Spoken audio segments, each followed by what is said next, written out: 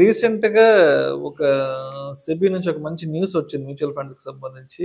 Almost ఒక 1,00,000 మంది postal employees కి మ్యూచువల్ ఫండ్స్ కి సంబంధించిన ట్రైనింగ్ ఇచ్చి, అంటే వాళ్ళని కూడా ఒక అడ్వైజర్ లెవెల్లో తీసుకురావడానికి ఆల్మోస్ట్ ఒక 1,00,000 మందికి ట్రైనింగ్ ఇవ్వబోతున్నట్టు కూడా ఈమె లాస్ట్ ఒక 3-4 డేస్ బ్యాక్ చాలా న్యూస్ లో వచ్చినాయి. అసలు ఏం చేయబోతుంది సెబీ మ్యూచువల్ ఫండ్స్? అంటే మ్యూచువల్ ఫండ్ అనేది అండి సర్ప్రైజింగ్ ఏంటంటే ఈ రోజు వెరీ రూరల్ పీపుల్ కూడా తెలిసిందండి. అంటే ఊర్లలో వ్యవసాయం చేసుకుని, అంటే రూరల్ కూడా mutual fund, SIP mutual fund అంటాం కూడా కదా, సిప్ అనే పదం అనేది మీరు వెళ్ళనండి ఎవ్రీబడి. అండ్ పీపుల్ దాని మీద ఇంట్రెస్ట్ కూడా చూపిస్తున్నారు, ఎందుకంటే ప్రూవెన్ ట్రాక్ రికార్డ్ ఉంది, రిజల్ట్స్ ఉన్నాయి. కాకపోతే ఇక్కడ అడ్వైజర్స్ ఎక్కువ ఎక్కడ ఉంటారండి, మనకి సిటీస్ లో ఉంటారు, ఉంటారు కాబట్టి రూరల్ లో కూడా, అంటే పోస్టల్ అనేది రూరల్ లో. సో వాళ్ళకి ఒక, అండ్ ఇంకోటి ఏంటంటే ఆ పోస్ట్ మ్యాన్ తెలిసి ఉంటాడు, ఊర్లో పోస్ట్ మ్యాన్ ఆయనతో కొంత పరిచయం, రిలేషన్ ఉంటుంది ఎన్నో సంవత్సరాలుగా. సో యాక్సెస్ ఈజీ, అలాగే రైట్ గైడెన్స్ వాళ్ళు ఇవ్వగలరు. అంటే ఆ లెవెల్ కూడా మనం ట్రైనింగ్ ఇస్తే ఆ ట్రైనింగ్ వల్ల వాళ్ళకి రిక్వైర్మెంట్స్ అంటే వాళ్ళు టైం స్పెండ్ చేసి చేయగలరండి. సో అందుకని సెబీ ఏంటంటే ఈ ఇంతమందిని ట్రైన్ చేయాలి అనేది 1,00,000 మందిని దానికోసం గట్టి రిక్రూట్ చేసుకుని ఉన్న వాళ్ళకి ఉన్న వాళ్ళకి ఎస్పెషల్లీ ఫర్ ద ట్రైనింగ్ ఇస్తామండి. సో దానివల్ల ఏమవుతుంది, ఒక మంచి ఫండ్స్ పెడతాము, అవేర్నెస్ క్రియేట్ చేయడం, ఒక హెల్దీ ఎన్విరాన్మెంట్ క్రియేట్ చేయడం. ఈ పాంజీ స్కీమ్స్ అన్నారు కదా, వీటి తగ్గుద్ది కొంచెం. ఎగ్జాక్ట్లీ. ఎందుకంటే ఇక్కడ ఒక ఆథరైజ్డ్ పర్సన్ మనకి అవైలబుల్ ఉంటాడు, ఇన్ఫర్మేషన్ కానీ, అంటే తను అడిగితే రైట్ ఇన్ఫర్మేషన్ వస్తుంది, తెలుస్తుంది. సో ఇవన్నీ కూడా కొంచెం మంచి వాతావరణం, అంటే ట్రైనింగ్ లేదా అడ్వైజర్ అనేది చాలా ఇంపార్టెంట్ అండి. సో ఇప్పుడు చాలా మంది చూడండి, షేర్ మార్కెట్ లో మీరు గమనించండి, డబ్బులు సంపాదించిన వాళ్ళందరూ మోస్ట్లీ ఎప్పుడో 15-20 సంవత్సరాల క్రితం ఎవరో చెప్తే మంచి షేర్లు కొని సర్టిఫికేట్లు కొని పెట్టుకున్న వాళ్ళే ఎక్కువ మంది ఉంటారండి. అప్పుడు చెప్తుంటాం కదా ఎంఆర్ఎఫ్ అని, ఈ మధ్య జేఎస్డబ్ల్యూ స్టీల్ అని, ఏవో ఇప్పుడు సర్టిఫికేట్లు అన్ని జరిగిపోయిన కథలా ఉంటాయి. అప్పట్లో ఎవరు వీళ్ళకి చెప్పేవాళ్ళు, మరి వాళ్ళు ఎవరిని నమ్మేవాళ్ళు, బ్యాంక్ ఎంప్లాయీస్ గానీ వాళ్ళని ఊర్లలో నమ్మేవాళ్ళు అండి. వాళ్ళు చెప్తే ఈయన చెప్పారు నమ్మచ్చు అని కొనుక్కున్నారు. అలా కొనుక్కుని షేర్లు పెరిగిన వాళ్ళు చాలా మంది ఉన్నారండి. ఈ రోజు మీరు రిటెన్షన్ పెట్టండి, 5 ఏళ్ళు ఉంచమనంటే కష్టం. మరి ఆ రోజు 15 years, 20 years, 25 years కూడా హోల్డ్ చేసేవాళ్ళు, ఎందుకంటే ఆ రోజు వాళ్ళకి మంచి అడ్వైస్ కూడా అలా ఉండేది ఊర్లలో.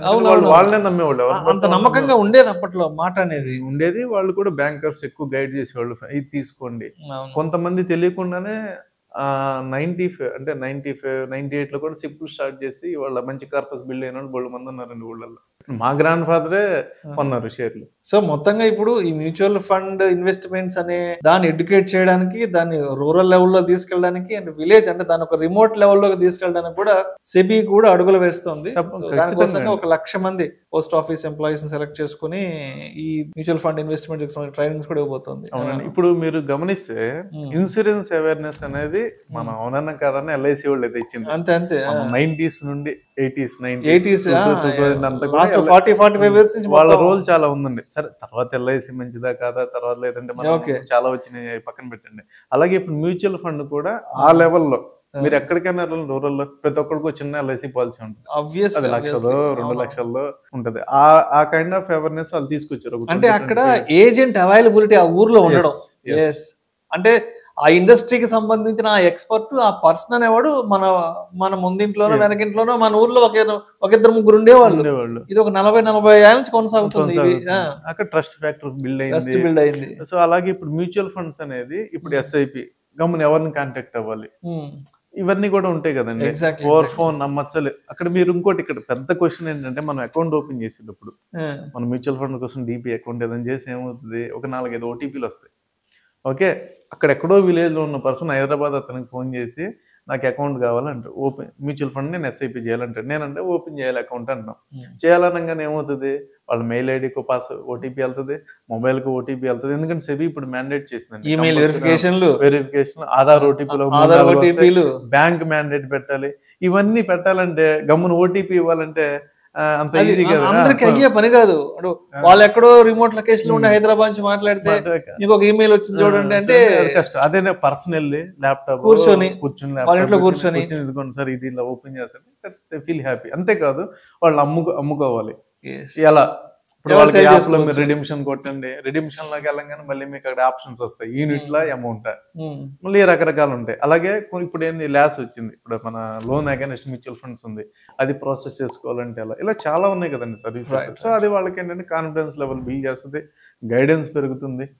సో ఇవన్నీ కూడా బాగుంటుందండి దానివల్ల. Right sir, right sir. Thank you sir, thank you so much Ganesh గారు. రీసెంట్గా సెబీ తీసుకొచ్చిన ఒక మంచి అప్డేట్, 1,00,000 మందికి పోస్ట్ ఆఫీస్ ఎంప్లాయీస్కి మ్యూచువల్ ఫండ్స్కి సంబంధించిన ఒక ట్రైనింగ్ ఇవ్వడము. సో పెద్ద ఎత్తున మ్యూచువల్ ఫండ్ ఇండస్ట్రీని ముందుకు తీసుకెళ్ళడానికి కూడా ఒక ఫ్రేమ్ వర్క్ డెవలప్మెంట్స్ కూడా తయారు చేస్తుంది. Thank you sir, thank you so much Ganesh గారు. థ్యాంక్ యూ విష్ణు గారు.